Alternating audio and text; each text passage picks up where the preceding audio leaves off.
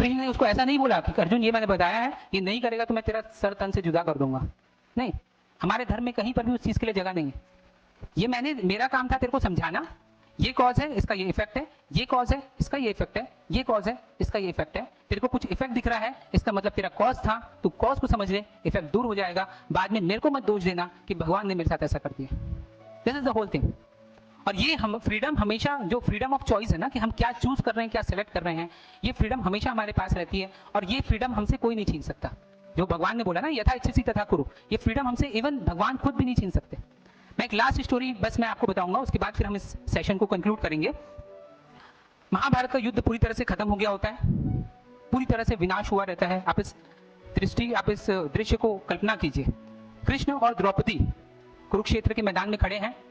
द्रौपदी के 5 पुत्र मर चुके हैं, उसका भाई धृष्टद्युम्न वो मर चुका है, द्रुपद उसके पिता वो भी मर चुके हैं, सबकी चिताएं, हजारों लाखों चिताएं जल रही है। इस तरह का दृश्य है। अब द्रौपदी का जो दिल है बहुत भरा रहता है। वो कृष्ण को बोलती है कि माधव, हमने क्या हासिल कर लिया इस युद्ध से, हमने क्या कुछ हासिल कर लिया, सब तो खत्म हो गया और तुमको बस एक ही काम करना था केशव। तुमको सिर्फ दुर्योधन के पास तुम गए थे, वहां पर तुम, क्योंकि लोग बोलते तुम भगवान हो। हमारे देखो भगवान का कंसेप्ट कैसा है ना, लोग बोलते तुम भगवान हो, तुम्हारे लिए कोई भी कार्य संभव नहीं है, तो दुर्योधन का मन बदल देते। सिंपल सी चीज थी, दुर्योधन के मन में घुसते, क्योंकि तुम भगवान हो, उसका मन बदल देते, सब कुछ सही हो जाता। कृष्ण बोलते हैं कि पांचाली, यही एक काम है जो मैं नहीं कर सकता। मैंने मनुष्य बनाया, उसको मैंने फ्रीडम दी, फ्रीडम टू चूज, क्या सेलेक्ट करना है ये हमेशा उसके हाथ में रहता है, उसमें मेरा कहीं कोई रोल नहीं है। और जो वो सेलेक्ट करता है, मैंने लॉज बना के रख दिए नेचर के, तो उस लॉज के हिसाब से धरती काम करती है। मैं इसको अगर नीचे छोड़ूंगा, इसको मैं छोड़ूंगा तो ये कहां जाएगा, नीचे जाएगा। ये ऊपर जा सकता है क्या, क्यों जा रहा है नीचे, भगवान खींच रहे हैं क्या इसको नीचे, क्यों, लॉ ऑफ नेचर है। तो ऐसे ही लॉ ऑफ नेचर मैंने भगवान बना के छोड़ दिए हैं। अब जो उस लॉ को जिस तरह से फॉलो करेगा, उसको उसी तरह का परिणाम मिलेगा।